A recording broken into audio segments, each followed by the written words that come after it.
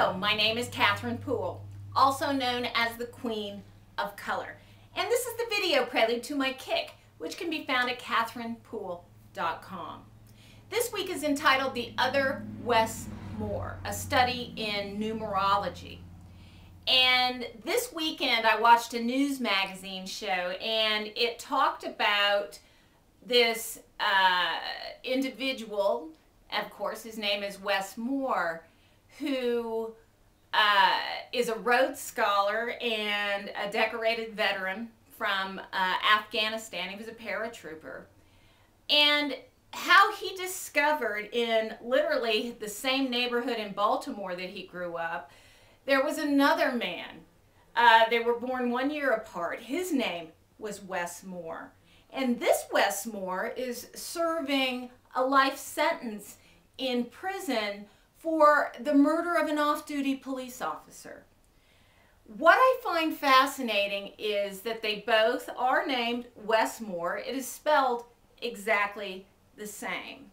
So this week it's a little study in numerology so that you can understand what certain numbers represent and how they are applied to your life, how it can be interpreted. Because numerology, I use that in readings in order to gain some insight into a client and their issues, what you came down to learn and to teach.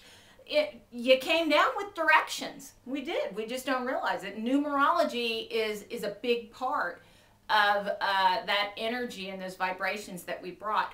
So looking this week, I look at what is known as the minor vibration because I couldn't get their birth names, or the other Wes Moore, the prisoner, I couldn't get his birth date, but it's okay because looking at that common name is important because that is the name we use all the time, and your life is influenced by your common name. And I give some examples of that. A prime example is when women get married, they often take on the name of the husband.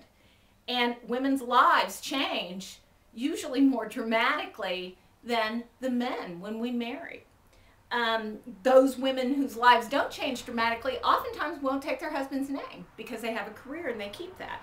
So it's kind of an interesting thing to look at in terms of names and how they vibrate. I look at the soul number of the common name, which is how they feel on the inside, which is amazing because it's a master number, the most powerful number in the chart, a 22.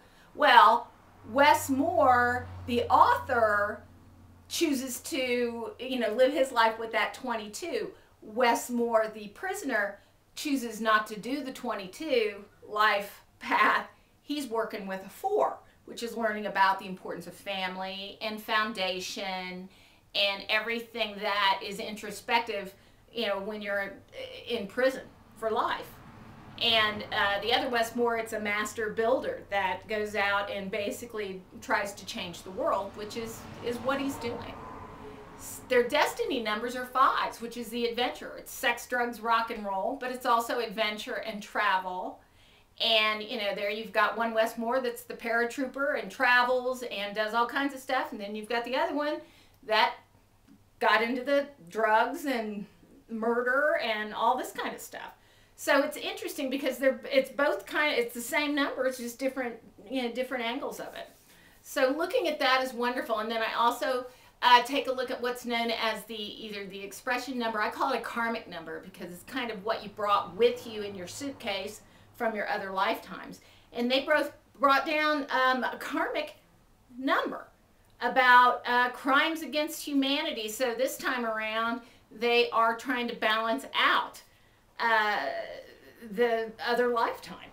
So it's really fascinating how one's balancing it out by being incarcerated and the other's balancing it out by going out and touching a lot of lives.